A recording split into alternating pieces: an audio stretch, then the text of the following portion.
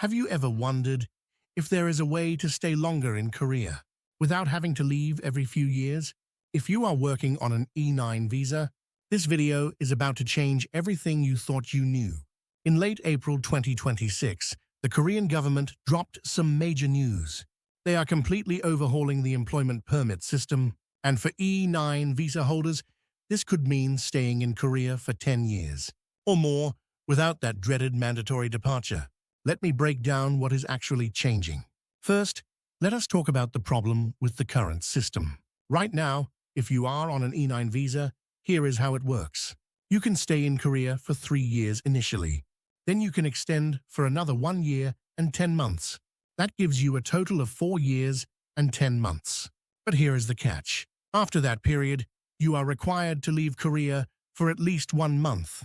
Then you can come back for another cycle. Sounds manageable, right? The reality is much harder. Think about it. You have spent almost 5 years learning the job, understanding Korean workplace culture, building relationships with your co-workers.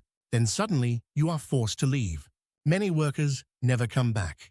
They find other opportunities, or they simply cannot afford the uncertainty. For businesses, this is a nightmare. They lose experienced workers right when they become most valuable. And there is another problem. Changing workplaces is almost impossible. You need to meet 3 conditions at the same time. A legal reason like contract ending or unfair treatment, staying in the same regional zone, and not exceeding the transfer limit of 3 times. Workers in the Seoul area can only transfer within Seoul. Workers in other regions face the same restriction. What happens when you face harassment or wage theft? Under the current rules, you are basically trapped. Now here is the good news. The reform is addressing all of these issues.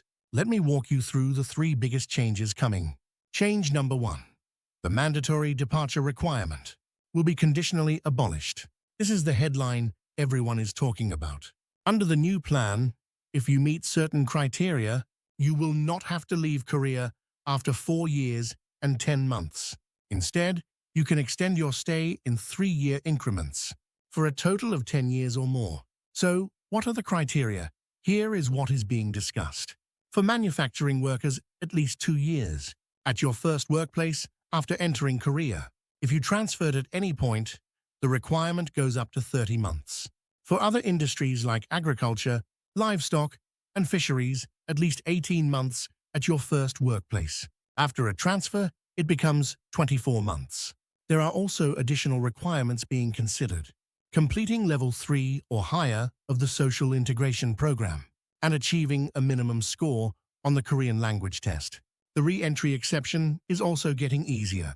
Previously, you needed to complete the full 4 years and 10 months at the same workplace to qualify. Under the new rules, just 1 year at your first workplace will be enough. Change number 2. Workplace transfer restrictions are being relaxed. Now, this does not mean complete freedom to change jobs. The government is concerned that unrestricted job hopping could hurt small businesses in regional areas.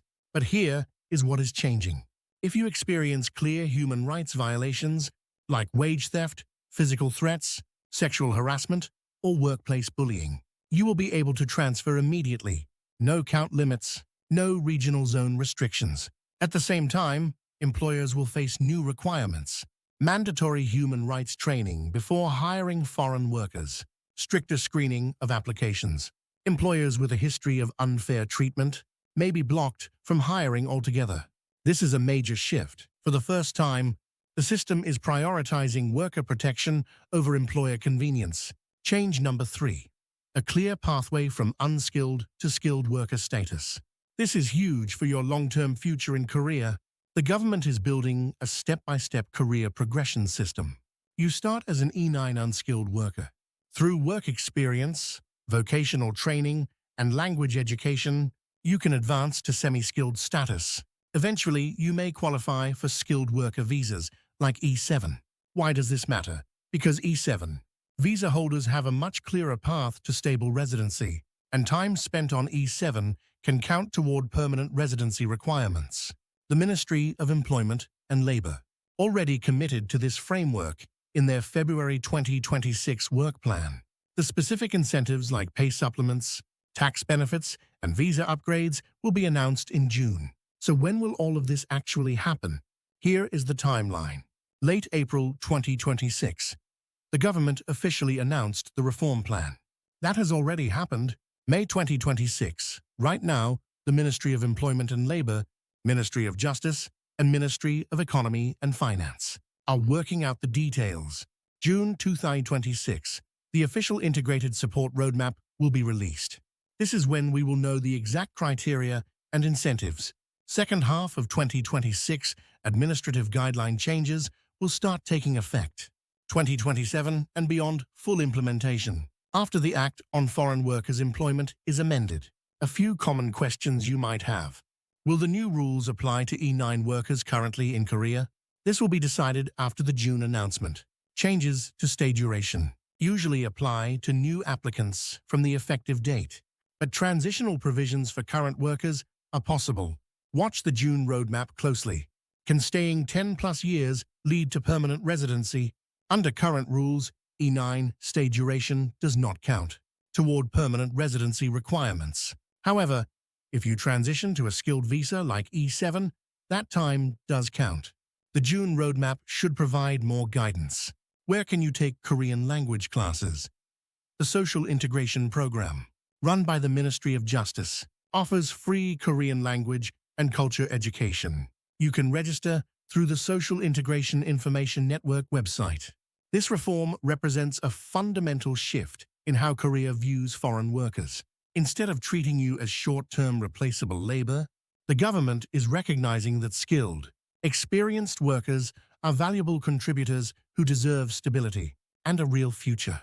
If this video helped you understand what is coming, please hit that like button and subscribe for more updates on Korean visa and immigration news. And if you have questions about your specific situation, whether you are an E-9 worker trying to plan your next steps, or an employer figuring out how to prepare for these changes, DoDream is here to help. Our expert consultants specialize in E-9 visa issues and can guide you through every stage of this transition. Visit the DoDream website and request a free consultation today. Your future in Korea starts with the right information and the right support.